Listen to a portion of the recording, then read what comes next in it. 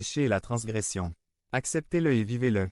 Nous étions morts, maintenant nous sommes vivants. Nous vivions dans la mort, mais maintenant nous sommes ressuscités. Et finalement, le changement que nous devons démontrer est le suivant.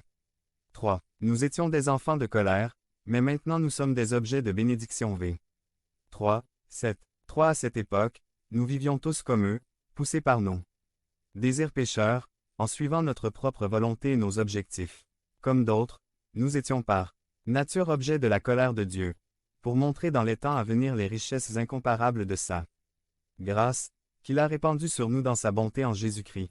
Versus 3, 7. Parfois, mes enfants sont disciplinés parce qu'ils ne se comportent pas bien.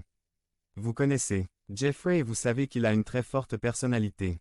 Pour corriger Jeffrey, nous utilisons parfois des châtiments corporels. La vérité est que lorsque j'étais enfant, j'étais comme Jeffrey ou pire dans mon comportement, et mes parents me donnaient également des châtiments corporels. Mais je n'avais jamais pensé qu'il était un fils de colère, et j'espère que Jeffrey ne penserait jamais cela. Autrement dit, il subira plus que la punition de ses parents. Lui aussi connaîtra l'amour. Nous aurons toujours de l'amour pour Jeffrey. Mes parents m'ont toujours montré de l'amour, mais ce texte dit quelque chose de différent. Pouvez-vous imaginer être l'objet d'un châtiment éternel? Cela a le sens d'un fils. De devenir membre de la chaîne et AIDEZNOUS à propager la parole de Dieu à travers le monde. Point. Dimanche 17 mars 2024. P5. Colère.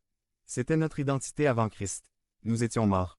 Nous marchions dans notre péché comme un test de notre destinée et cette destinée était que nous subirions le châtiment éternel de notre Créateur. Les non-convertis sont exposés à ce sort, comme nous tous. Autrement dit, il n'y a pas de traitement préférentiel. Tous les pécheurs ont un destin de destruction. Peu importe que vous soyez un pécheur professionnel ou un pécheur sans grande expérience. Autrement dit, peu importe que vous soyez un meurtrier ou un menteur, votre destin sera le même, la damnation. Comme le reste de l'humanité, nous vivons selon les désirs de notre chair, faisant la volonté de notre chair, faisant la volonté de nos pensées. Nous avons tout donné à notre chair. Pour être satisfaits et heureux, nous inventons de nouvelles façons de satisfaire notre chair. Nous avons permis à notre esprit de fantasmer alors que nous savions que c'était mal et à cause de cela, nous méritons une punition éternelle. C'était notre identité avant Christ. Nous étions des enfants de colère, mais maintenant, notre identité a changé.